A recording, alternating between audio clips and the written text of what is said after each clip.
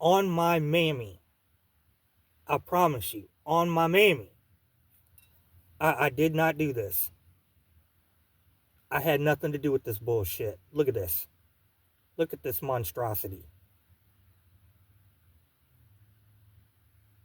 You know, full fucking disclosure, folks. You know, I already had some cabbage and I left the store in a hurry. Wasn't paying attention. Got it home and pulled it out the fridge just a minute ago and I got a fucking disaster. I don't know if this shit is torn or fucking folded over and stuck back on or what. Oh my god. I don't know. Before we start the festivities, why don't we crack this motherfucker and see if the cap got moldered too? Nope. Good, clean cap crack. Speaking of cracks, I got one more thing to say about that ass crack, and then we're going to get to Veterans Day.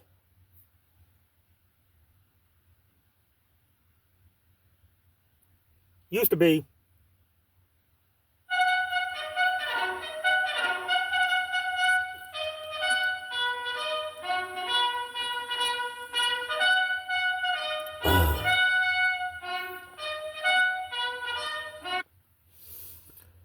$45, 46, 47 motherfucking years old, however fucking old he is, pushing 50,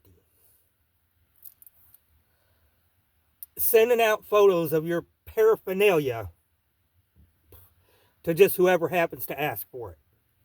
You don't do no research. You don't, you don't try to verify anything. You just send it out there. And you didn't know you were going to get catfished, whatever the fuck that means. I'm 52 years old. Only catfish I know comes with fucking hush puppies and coleslaw, you dig? So, yeah, I'm not buying it. I'm not buying it. Kiss my entire black ass. And when you do it, put some lipstick on. Bitch. Used to be.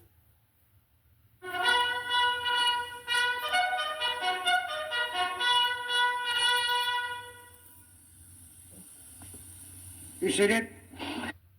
Be seated. Now, happy Veterans Day to all the good and decent veterans out there. Like I say every Veterans Day when I do this type of video, I am not a veteran, never claimed to be a veteran. No, I have never served. But lots of folks in my family have.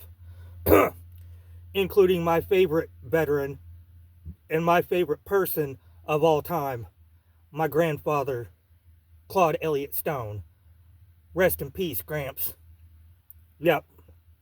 Now, I'm gonna shut the fuck up and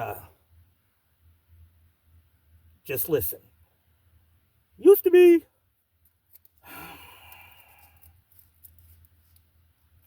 I know you had something to do with this, Moeller. I know you had something to do with this. Oh yeah. Happy Veterans Day, Moeller. Used to be.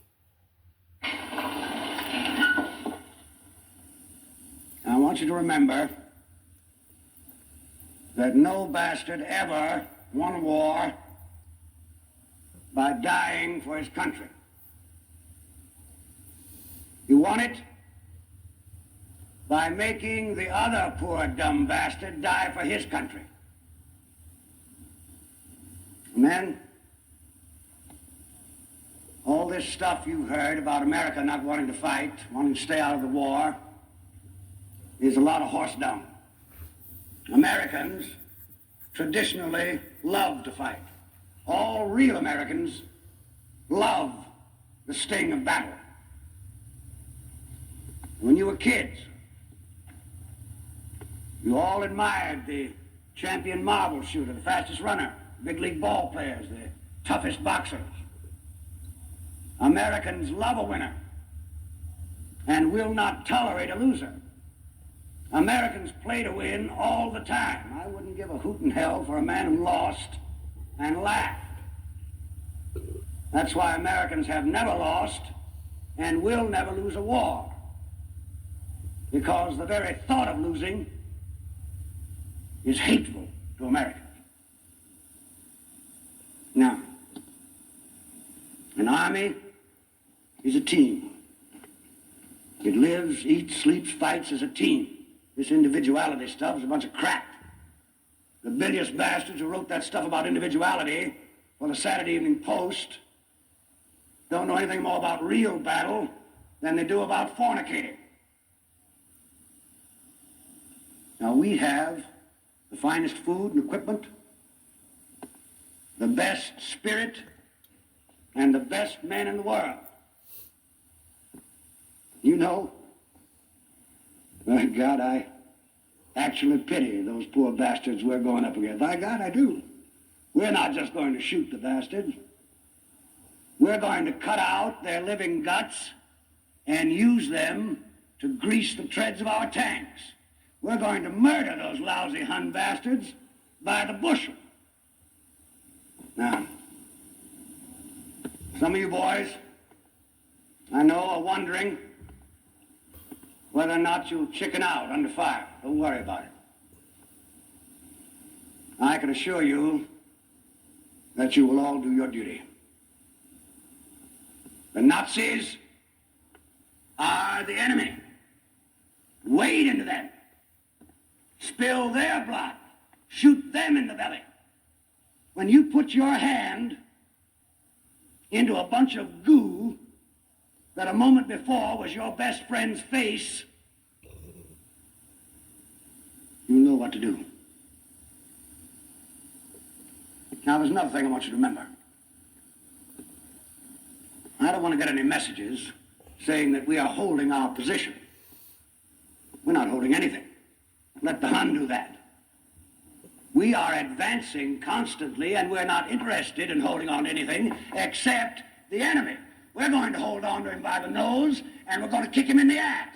We're going to kick the hell out of him all the time, and we're going to go through him like crap through a goose. Now, there's one thing that you men will be able to say when you get back home, and you may thank God for it. 30 years from now, when you're sitting around your fireside with your grandson on your knee, and he asks you, what did you do in the Great World War II? You won't have to say, well, I shoveled shit in Louisiana. All right, now you sons of bitches, you know how I feel. Well, I will be proud to lead you wonderful guys into battle anytime, anywhere. That's all.